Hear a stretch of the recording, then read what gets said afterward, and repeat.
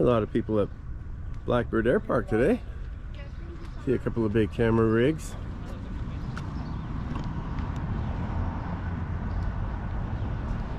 D-21 drone. First A12. Very old U2. And go pay an admission fee and wander around.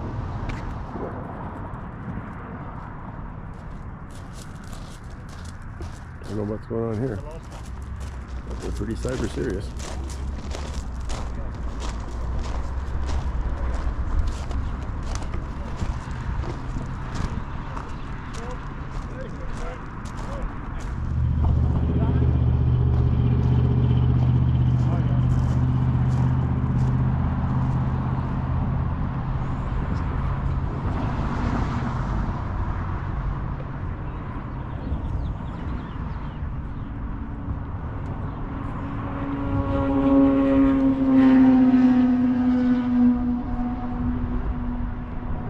Was the first one, 6924.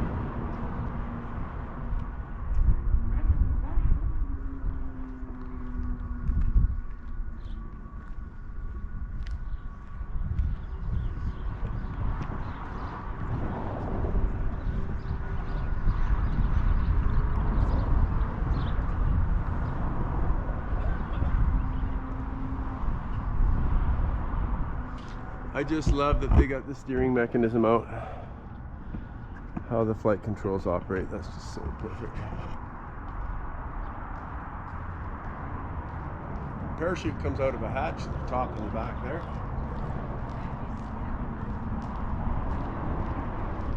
So this is the one plane I've never really gotten to look at. And they did give... Is this new? Because it seems like it's in the best shape. Well, it's definitely been painted recently. Okay.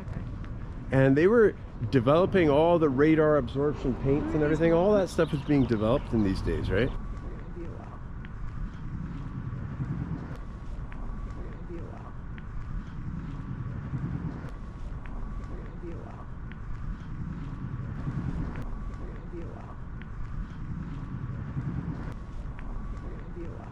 I wonder if that weird looking metal color is titanium in this engine.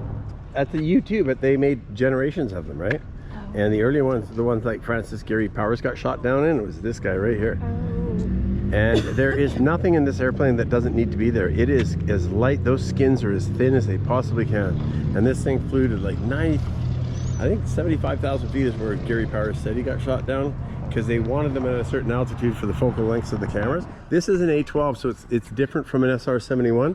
And it's a little different back here, but that little compartment with the 6 latches, that's where this thing is just right up inside, because it's a service point. There's a lot of servicing and checks that has to be done at that thing. Right. But generally it's pretty near bulletproof. And but then it's hydraulically assisted. This aircraft, you couldn't, the thing goes Mach 3, you could not pull on the stick and make it go up. It would feel like it was a brick wall to you. But this is the first one built of the entire line, and there's 50 Blackbirds, and this is the first one. And after all the flight tests and all the things that happened, the fact that this aircraft is still here, you know, they had quite a few of the 50 they built in the family of aircraft. Only 32 are still with us. That's kind of a high accident rate. But once they got them going, the SR71, like the one that's behind us here, 973. That's one that actually flew to combat. So one of the things they did figure out in the very beginning with this aircraft was the wing and the dipsy doodle in the wing, the little dip down. You really see them in both of them. The angles, how the doors work. They began to develop the automation of what would happen when one engine quit running. That's how they started them up with this thing. And where those 2 handles are in that back deal, a shaft came up that had a gear in it. There's 2 V8 motors inside here. It's kind of a crazy idea, but it worked. And it spins the engine up to 3,000 RPM, and then they shoot this a fluid called tetroborane or something like that explodes when it gets to oxygen. So that's what lights the engines, that's what lights the fuel. And at 3,000 RPM, the fuel then is able to keep the engine spinning, and it revs up to about 7,000 RPM for flight. And basically this great big long fuselage is mostly a fuel tank. And the A12 didn't have as much stuff in it as an SR71, which is right next to us. This is an SR71. So the fuselage is a little bit bigger from this point right here. The fuselage is a little bit longer than an A12.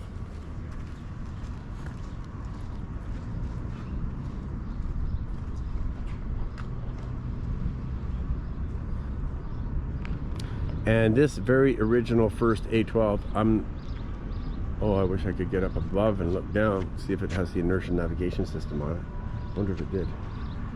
This is pretty amazing. Getting this close to one of these. Sitting outside in the sun.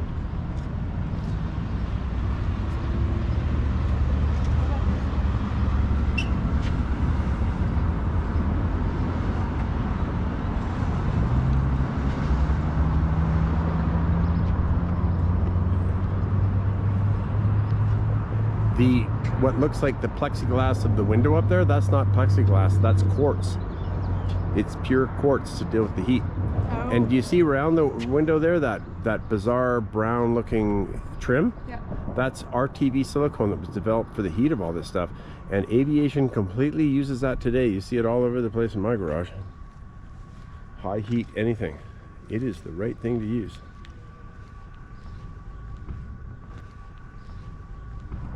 So the back of an SR71, a little bit different from the A12. Major fuel dumping situation. Prep for that. And yep, you can get up on top of this.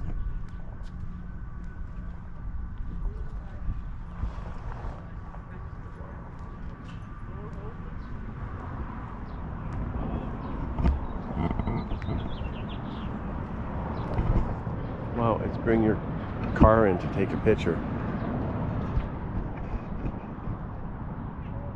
And here's an A12 SR71.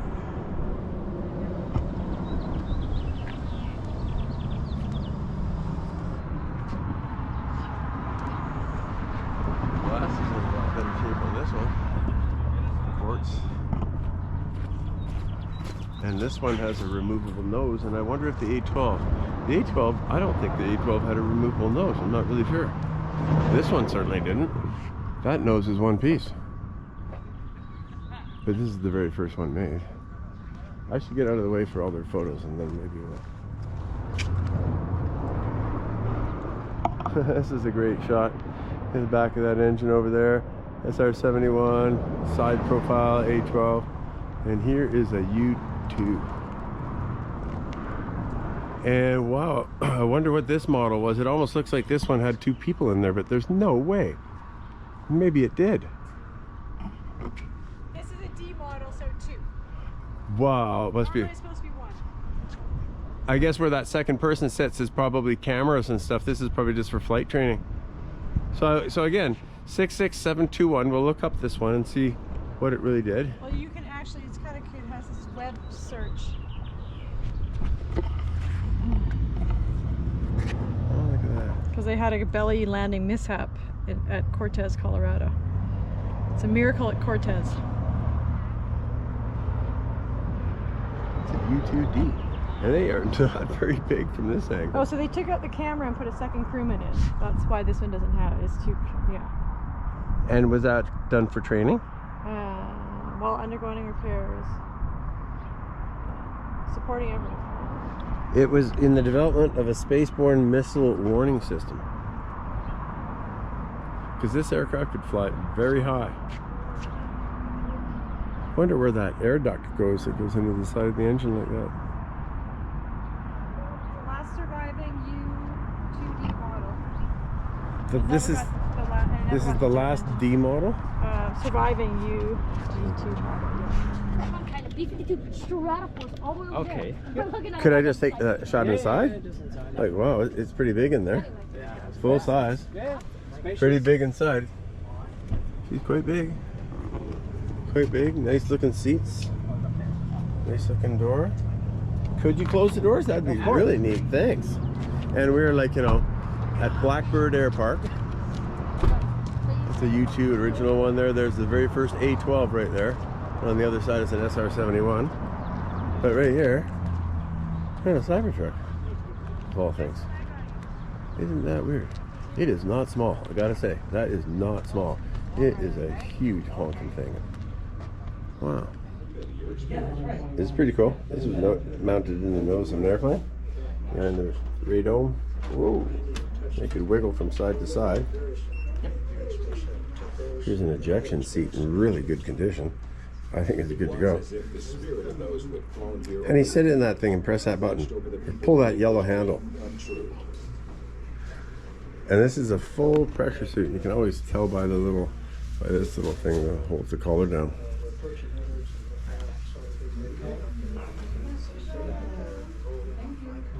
Everything's designed to be used with gloves. I'm surprised, I'm surprised that's not bigger. Yeah, these are the last suits of the program. They were orange like that, and it's not that they colored them like that. Is the most natural of that type of fabric of what they're made out of. That's the most natural. And look at all the expansion properties of it, right? It's a pressure suit. It can inflate, and that looks like just a. Oh, and there's what the port. That's what's inside. You always see them carrying these boxes. You always see them carrying these. Here it is up close. This is what's inside.